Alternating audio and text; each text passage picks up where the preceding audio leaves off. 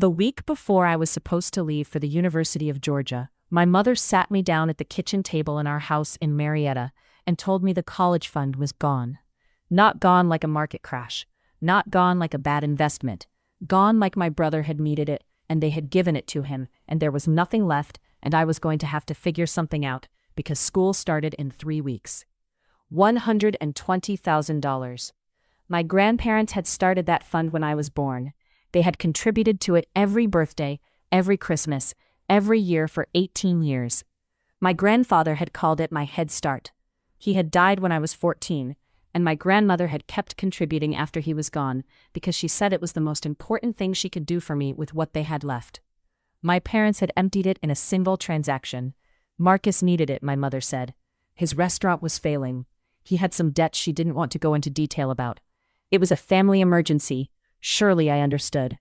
I sat at that kitchen table and looked at my mother's face, the careful, slightly apologetic expression of a woman who had already decided what she was going to do and was now managing the announcement rather than having a conversation. And I understood something that 18-year-olds are not supposed to have to understand about their parents. I understood that I was on my own. 15 years later, I walked into the offices of Cornerstone Wealth Advisors in Buckhead, Atlanta, on a Tuesday morning in September, carrying a leather portfolio and a full acquisition briefing. Cornerstone had just been purchased by my firm. I was the new division head. And sitting at the desk in the corner office, looking up as I came through the door, was Gerald Fitch, the man who had processed the transaction that emptied my college fund. He looked up at me. He went white in a way that started at his forehead and moved downward. And I sat down across from him, opened my portfolio, and said, "Good morning, Gerald. Let's talk about the transition plan." Part 1, The Betrayal. My name is Savannah Cole.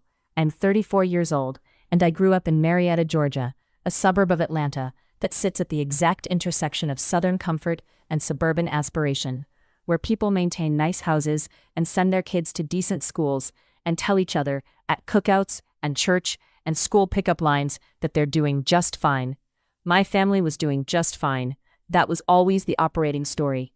My father, Robert Cole, sold commercial insurance. He was good at it. Steady income, reliable clients, the kind of man who showed up to work every day and came home at 6 and watched the Braves and went to bed at 10. Not ambitious, not negligent, just consistent. I respected his consistency, even when I didn't fully understand it. My mother, Beverly, was the engine of our family's social presentation. She cared enormously about appearances, not in a shallow way exactly, but in the way of someone who had grown up without enough and had built a life that looked like enough and was determined to protect that image. The house was always clean. The cars were always washed. We always had what we needed, even when that required careful management that she never discussed openly. Marcus was 3 years older than me. He was the kind of older brother who was charming when he wanted something and invisible when he didn't. He had my father's ease and my mother's social intelligence, and he had learned very early that those two qualities, deployed correctly, could get him most things without the inconvenience of sustained effort. My grandparents, my mother's parents, Earl and June Whitmore, had established college funds for both Marcus and me when we were born. Marcus's had been used for his actual college attendance at Georgia State, where he spent 4.5 years, changed his major 3 times, and graduated with a communications degree and no particular plan. Mine had been building untouched since I was an infant. By the time I turned 18 in the summer of 2008, it had grown to just over $120,000, enough for 4 years at UGA with room and board, with some left over.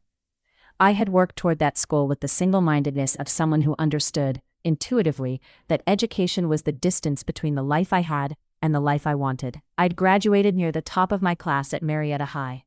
I'd gotten into UGA's Terry College of Business with a partial merit scholarship. I had a plan, and it was solid, and I had been looking forward to executing it since the 9th grade. Marcus had opened a restaurant in 2007, a wings and sports bar concept in Smyrna, that he'd convinced my parents was going to be a gold mine. They'd invested $20,000 of their own savings as seed capital. The restaurant had opened with fanfare and failed within 8 months. The failure had not been clean. There were vendor debts, lease obligations, and, this was the part my mother described as, some debts she didn't want to go into detail about. What I would eventually understand were gambling-related losses that Marcus had accumulated during the period of the restaurant's decline, when he was spending more time at the casino in Cherokee than behind his own counter. The total hole, as best as I was ever able to reconstruct it, was somewhere between $90,000 and $110,000. My grandparents' gift to me had been the available solution. My parents had moved the money through Gerald Fitch, their longtime financial advisor, at what was then called Cornerstone Wealth Advisors, in a single transfer in July of 2008, 6 weeks before I was supposed to leave for Athens. Gerald Fitch had been my parents' financial advisor for 12 years. He managed their retirement accounts, their insurance planning, their modest investment portfolio. He knew their finances inside and out. He knew about my college fund specifically. My grandmother had set it up through him, at my parents' suggestion, because they trusted him and he was convenient. He had processed the transfer without question. I found this out, the specifics, the details, Gerald's name attached to the transaction, not in 2008, but years later, when I was in a position to request certain financial records and had the professional knowledge to understand what I was looking at. In 2008, sitting at the kitchen table with my mother, I knew only the result. "What am I supposed to do?" I asked. I was 18. My voice was steadier than I expected. "Apply for loans," my mother said. "Get a job. Lots of kids do it." "I had a fund, Mom. Grandma and Grandpa built that fund for me." "Family helps family," she said. "Marcus needed it. Someday you'll understand." "Does Marcus know?" I asked. A pause, small but visible. "He knows we helped him," she said. "Does he know it was my money?" Another pause. "It was family money," she said. "It was all family money." I looked at her for a long moment. I was trying to find something in her face, some crack, some guilt, some acknowledgement that she knew, even as she said it, that what she was describing as family solidarity was actually something else entirely. I didn't find it. I went upstairs to my room, closed the door, and sat on my bed for about 2 hours. Then I got up and started making a list. Part 2. The fall. The fall of 2008 was one of the hardest periods of my life, and I want to tell you about it honestly, without either dramatizing it or minimizing it, because I think the difficulty of it is important for understanding everything that came after. I was not going to let the absence of the fund stop me from going. I had worked too hard and wanted it too much to surrender it because of someone else's decision. I had the partial merit scholarship, which covered about 30% of tuition. I took out federal student loans for the rest. I got a work-study placement at the university library that paid $8 an hour. It was not enough. I got a second job waitressing at an Applebee's near campus, Thursday through Sunday. I got a third job tutoring high school students through an online platform on Wednesday evenings. Between the 3 income streams and the loans and the scholarship, I was covering costs, barely, with nothing left for emergencies. The emergencies came anyway, because they always do. In November of my freshman year, my laptop, the one I needed for every assignment, every class, every piece of work I was doing, died. A hard drive failure, sudden and total. For 3 weeks, I worked on library computers, staying until they closed at midnight, sleeping less than I should have. A professor noticed and quietly connected me with an emergency student aid fund that provided a small grant. I replaced the laptop with a refurbished one that cost $240. In the spring of sophomore year, a conflict with my roommate resulted in me needing to move out of our shared apartment mid-lease. I spent 2 nights sleeping in my car, a 2001 Honda Civic I'd bought for $3,000 with money I'd saved from 2 summers of work, before a classmate named Portia offered me her couch for a month while I sorted out a new housing arrangement. I have never forgotten Portia's couch. I have also never forgotten the specific quality of those 2 nights in the car. Not miserable exactly, but clarifying. The kind of clarifying that comes from having nothing unnecessary. I called home twice during that period. Once in the first week of freshman year, before things got really difficult, when I was still hoping my parents might offer some supplement. $100 here or there, something to ease the margin. My mother asked how classes were going and mentioned that Marcus was looking at a new business idea, a landscaping company this time, and my father thought it might have legs. The second call was in December of sophomore year, when I was genuinely struggling and needed more than money for someone to know. My mother listened and said she was sorry it was hard and that she knew I was strong enough to handle it and that things would get easier. I didn't call again for 2.5 years. I want to be precise about something. I was not estranged from my family in a dramatic, formal way during those years. I attended Thanksgiving and Christmas, made the drive to Marietta, and sat at the table and ate my mother's cooking and answered questions about school. I was present in all the external ways, but I had made a decision, somewhere in that first hard year, that was quiet and internal, and that I never announced. I was going to stop waiting for my family to see me and start building something they couldn't look away from. Marcus's landscaping company lasted about a year. Then, there was a home renovation consulting idea. Then, a vague involvement in a friend's food truck operation. My parents continued to assist him, in smaller increments now, because the $120,000 was gone, and their own finances were tighter than they'd been. But the assistance continued, and the orientation of the family, the gravitational pull toward Marcus, the assumption that he was always about to land on his feet, the belief that supporting him was an investment rather than a habit, never changed. I graduated from UGA in 2012, 4 years on schedule, with a degree in finance and a GPA that got me my first job offer before I'd even walked across the stage. I was 22 years old, $38,000 in student loan debt, and furious in a way I was very careful never to show. Part 3. Discovery. The job was at a mid-sized investment management firm in Atlanta called Brennan Capital, and from my first week there, I understood that I had found the right environment for the particular combination of qualities I'd spent 4 years developing: analytical precision, absolute focus, and a work ethic that came from having no margin for error. I was not the smartest person in that office. I was, fairly quickly, the most reliable. There's a difference, and in finance, reliability compounds. I worked at Brennan Capital for 4 years. I got my CFA certification on my first attempt, which maybe 10% of candidates do. I was promoted twice. In 2016, I was recruited to a larger firm, Aldridge Financial Partners, one of Atlanta's more significant wealth management and financial services companies, where I joined the acquisitions and integration team at 26. Identifying acquisition targets in the financial services space, evaluating them, integrating them after purchase. It required the ability to understand the full financial picture of a company quickly, to assess leadership and talent, to manage transitions without losing clients or key personnel. I was exceptionally good at it. By 2021, I was a director at Aldridge. By 2023, I was a vice president of acquisitions, running a team of 12, and overseeing the due diligence and integration process for every deal the firm made in the Southeast. In the spring of 2023, one of those deals was the acquisition of Cornerstone Wealth Advisors. I want to be very clear about how this happened, because the truth of it is both more mundane and more astonishing than you might expect. Cornerstone came across my desk the way every acquisition target does, as a prospectus. 14 advisors, $62 million in assets under management, Buckhead location, established client base skewed toward upper-middle-class Atlanta families. A solid mid-tier firm that had failed to modernize its technology infrastructure and was owned by 2 partners approaching retirement who wanted to exit. I was 4 pages into the prospectus when I saw the firm's founding year and location and felt something tighten in my chest. I kept reading. I did not see Gerald Fitch's name in the prospectus itself. It listed 14 advisors without individual names at the preliminary stage. I saw his name 3 weeks later in the personnel files provided during due diligence. Gerald Fitch, senior advisor. 26 years with the firm.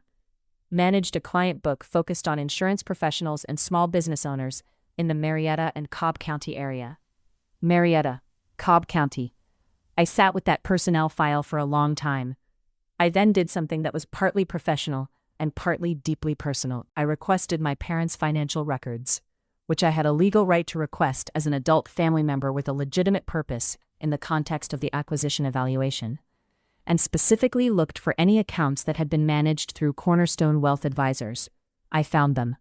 My parents' retirement accounts, their modest investment portfolio, and attached to their client file in the historical records that Cornerstone had digitized from the 2008 period, the transaction record, transfer authorization, July 14, 2008, Cole Family Education Account, $119,412.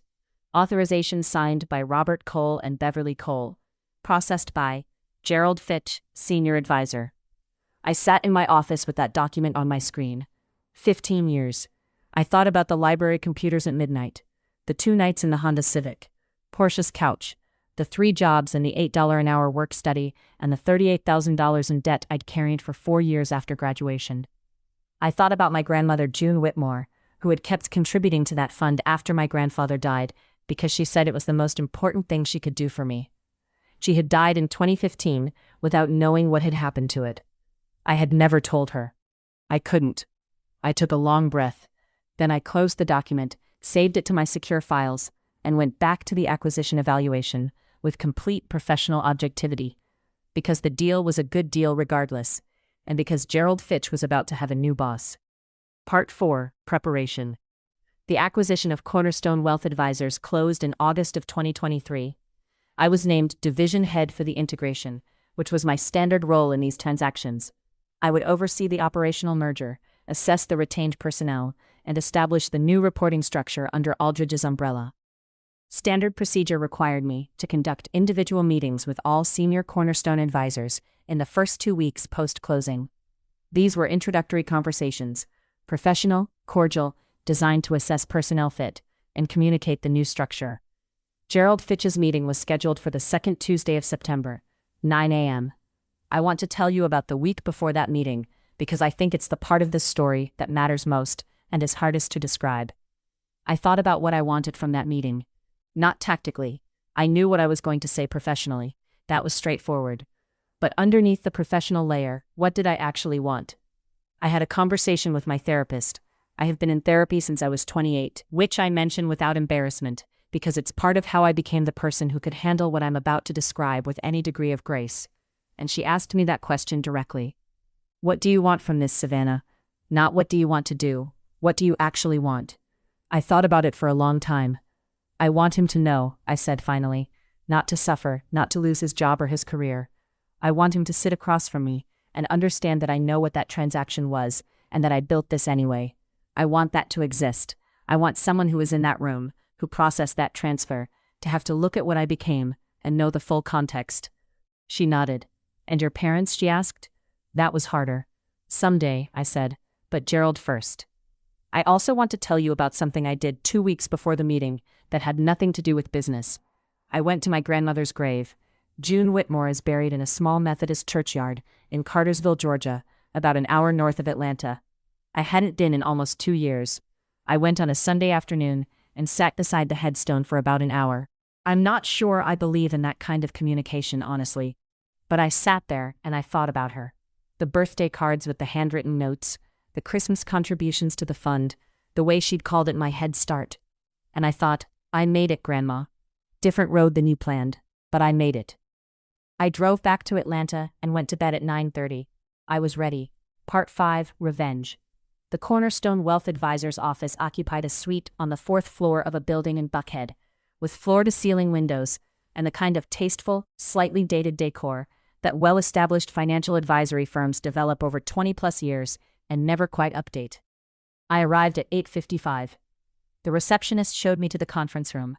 Senior advisors were being seen in the conference room for their initial meetings.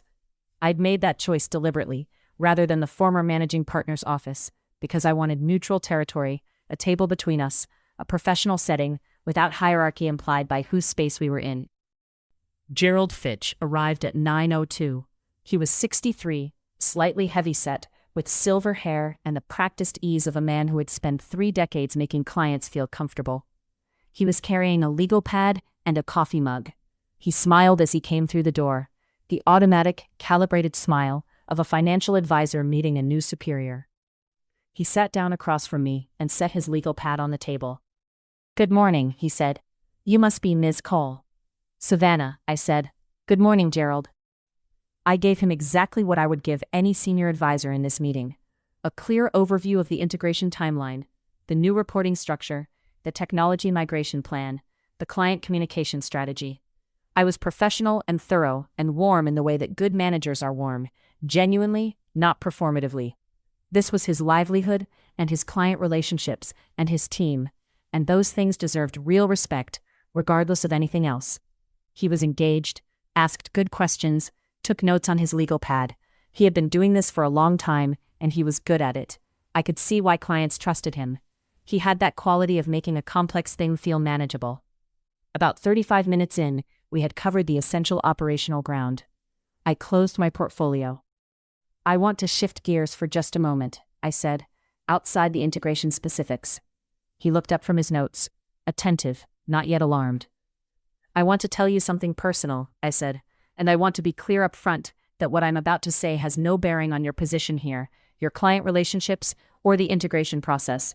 You have a strong book and a clean record, and Aldridge is glad to have you. This is not a professional conversation. He set down his pen. Something in his expression had changed, a slight recalibration, a wariness at the edges. Okay, he said carefully. My name before I married was Savannah Cole, I said. My parents are Robert and Beverly Cole, from Marietta. They've been Cornerstone clients since 1996. I watched his face. The shift happened slowly. Not all at once, not a dramatic moment of instant recognition. It moved through him in stages, like weather changing. First a flicker of something. Cole, Marietta, the name brushing some stored memory. Then a slight stillness, the body's response to the mind beginning to work harder. Then, as it assembled itself fully, a change in color, not dramatic, but real, a draining at the edges of his face. He said nothing. In July of 2008, I said, keeping my voice level and calm, you processed a transfer authorization from the Cole family education account. $119,412. Robert and Beverly Cole, account holders. The funds were redirected to cover debts related to my brother Marcus. The room was very quiet. I said, had been built over 18 years by my grandparents, Earl and June Whitmore, for my college education. Gerald put both hands flat on the table. It was not a gesture of aggression. It was the gesture of a man who needs something solid underneath him. Savannah, he said, and his voice was careful and slightly hoarse. I remember that account. I remember that family. I didn't. He stopped, started again. Your parents had authority over that account. They were the account holders of record. The transfer was legally authorized. It was, I said. I know that. I'm not here to threaten you or make a legal claim. That's not what this is. Then what is it? He said. It's information, I said. I want you to know who I am. I want you to know that I worked 3 jobs to put myself through UGA after that transfer happened. I want you to know that I've been doing acquisitions and integration work in financial services for 7 years, and that this deal came across my desk the way all deals do, as a prospectus, and I evaluated it on its merits, and I processed it professionally, and I am going to run this integration the same way I run all of them. I paused. But I also want you to know, I said, because I think you deserve to know, that the 18-year-old whose college fund you processed out of existence is sitting across from you right now as your division head. And I built it without the head start my grandparents intended to give me. Gerald Fitch looked at me for a long moment. He was not a villain. I had known that before I walked into the room, and sitting across from him confirmed it. He was a man who had done a legal thing at a client's instruction without asking the questions that might have troubled his conscience, and he had carried whatever he knew about that transaction, whatever small manageable unease he'd allowed himself, for 15 years. I'm sorry, he said, and then more slowly, I knew when I processed it that it was a college fund.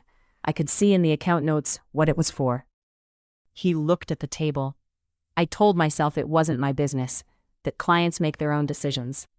They do, I said, and you were technically right, but I think you knew. I knew, he said quietly. We sat with that for a moment. The integration timeline, I said, opening my portfolio again, returning us to the work, gives us 90 days for the technology migration and 60 for client communications. I'd like your input on sequencing, because you know this client base better than anyone. He picked up his pen. His hand was not entirely steady, but he picked it up. Part 6, the final consequence. Gerald Fitch stayed through the integration and transitioned smoothly into his role as a senior advisor under the Aldridge umbrella. He was professional and cooperative throughout. He retired 14 months later at 64, with a client book in good shape and a handoff he'd managed carefully. On his last day, he stopped by my office. He had a card and a bottle of good bourbon, a Tennessee label, which I appreciated. I've thought about that meeting a lot, he said. I figured, I said. I should have asked more questions in 2008, he said. Not legally, but as someone who understood what that account was. Yes, I said, you should have. You turned out remarkable, he said. I don't say that to make myself feel better. I say it because it's true, and because I think you should hear it from someone who knows the full distance you covered. Thank you, Gerald, I said. He left. I put the bourbon on my shelf and looked at it for a while. My parents.